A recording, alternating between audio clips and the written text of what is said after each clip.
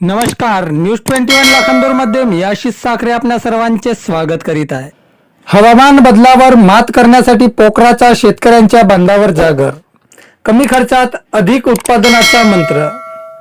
नानाजी देशमुख कृषी संजीवनी प्रकल्पांतर्गत पोखरा भंडारा जिल्ह्यात शेतकऱ्यांना हवामान बदलाशी जुळवून घेण्यासाठी हवामान अनुकूल तंत्रज्ञान अभियान CRT प्रभावीपणे राबवण्यात येत असून या माध्यमातून शेतकऱ्यांना कमी खर्चात अधिक उत्पादन घेण्याचा मार्ग दाखविला जात आहे।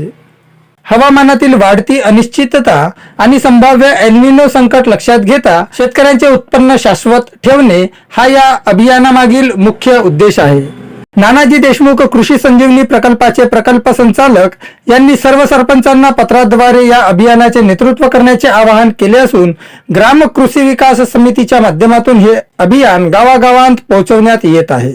या अभियानांतर्गत शेतकऱ्यांना रुंद सरी वरंबे बेड तयार करणे, टोकन पद्धतीने लागवड, शून्य मशागत, आंतरपीक पद्धतीचा अवलंब, पेरणीपूर्व बियाण्यांची उगवण क्षमता चाचणी तसेच बीज प्रक्रिया करण्याबाबत मार्गदर्शन करण्यात येत आहे। सोबतच कीड नियंत्रणासाठी निंबोळी अर्क, दशपर्णी अर्क, निमास्त्र, अग्निअस्त्र यांसारख्या घरगुती जैविक उपायांचा वापर करण्यास प्रोत्साहन दिले जात आहे। जीवामृत व बीजामृत तयार करून जमिनीचे आरोग्य सुधारण्यावरही भर देण्यात येत आहे।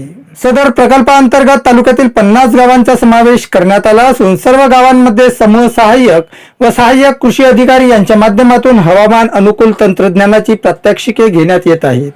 याच अनुषंगाने फनोली येथे पवनी तालुक्याच्या तालुका कृषी अधिकारी श्रीमती सोनाली गजबे यांच्या नेतृत्वात समूह सहाय्यक कृषी अधिकारी व कृषीताईंनी जैविक निविष्ठा निर्मितीचे प्रात्यक्षिक करून दाखविले।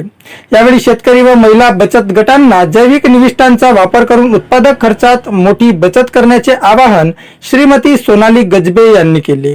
विशेष म्हणजे कृषीताईंच्या सहकार्याने गावातील 5 महिलांना जैविक निविष्ठा निर्मितीचे प्रशिक्षण देण्यात आले असून यापुढेही आणखी 5 महिलांना प्रशिक्षण देण्यात येणार आहे।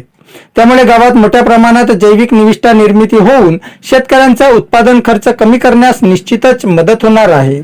या कार्यक्रमास फनोली गावचे सरपंच मनोज खानकुरे, कृषीताई कविता नान्ने, समूह सहाय्यक नैना मोहरकर तसेच मोठ्या संख्येने शेतकरी व महिला बचत गट उपस्थित होते।